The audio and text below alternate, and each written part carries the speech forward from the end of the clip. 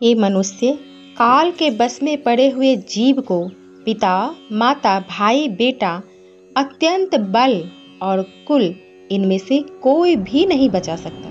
इसलिए तुम गिरजापति को भजो जो शिव से द्रोह करते हैं और अपने सनातन धर्म के बारे में उल्टा सीधा बोलते हैं। उनको कोई नहीं बचा सकता, क्योंकि शिव के बिना कुछ भी नहीं है।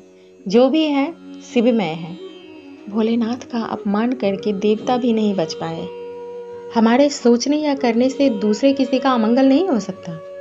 अमंगल रूपी फल मिलता है अपने पूर्वकृत कर्मों के परिणाम स्वरूप। इस स्थिति में हम जब किसी का अमंगल सोचते हैं या करते हैं, तब वास्तव में हम अपना ही अमंगल करते हैं। हमारा चित्त जब किसी भी दूसरे के प्रति द्वेष रखता है और उसका अमंगल सोचता है, तब उसका प्रभाव हमारे ही जीवन पर पड़ता है, क्योंकि हम जैसा सोचते हैं वैसा ही अपने को बनाते जाते हैं। जय श्री कृष्णा भक्तों, राधे राधे। कार्तिक महात्म्य में आज हम 11वां अध्याय श्रवण करेंगे।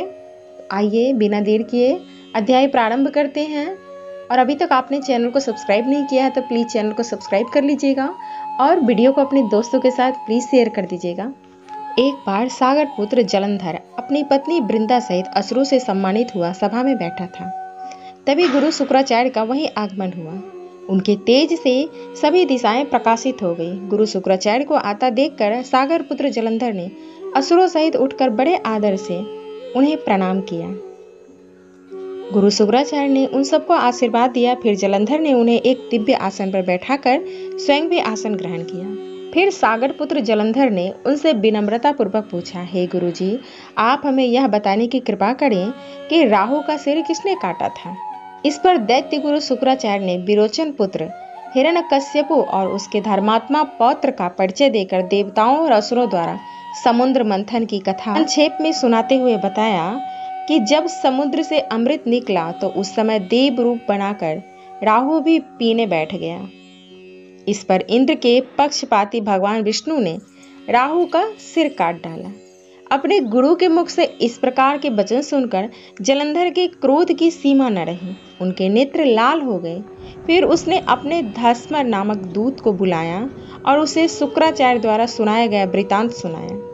तत्पश्चात उसने धस्मर को आज्ञा दी कि तुम शीघ्र ही इंद्रपुरी में जाकर इंद्र को मेरी शरण में लाओ।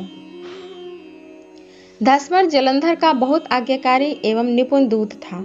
वह जल्द ही इंद्र की सुधर्मा नामक सभा में जा पहुंचा, जो जलंधर के शब्दों में इंद्र से बोला, हे देवता धाम, तुमने समुद्र का मंथन क्यों किया और मेरे पिता के समस्त रत्नों को क्यों ले लिया। ऐसा करके तुमने अच्छा नहीं किया। यदि तू अपना भला चाहता है तो उन सब रत्नों एवं देवताओं सहित मेरी शरण में आ जा, अन्यथा मैं तेरे राज्य का ध्वंस कर दूंगा। इसमें कुछ भी मिथ्या नहीं है, मैं झूठ नहीं बोल रहा हूँ।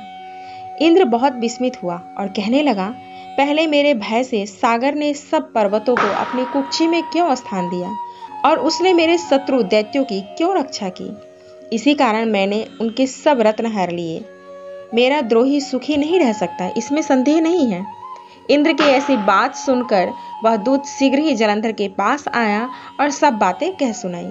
उसे सुनते ही वह दैत्य मारे क्रोध के अपने ओठ फरफराने लगा और देवताओं पर विजय प्राप्त करने के लिए उसने उद्योग आरंभ किया।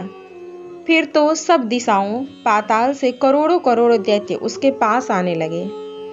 शुंभ निशुंभ आदि करोड़ों सेनापतियों के साथ जलंधर इंद्र से युद्ध करने लगा। शीघ्र ही इंद्र के नंदन वन में उसने अपनी सेना उतार दी।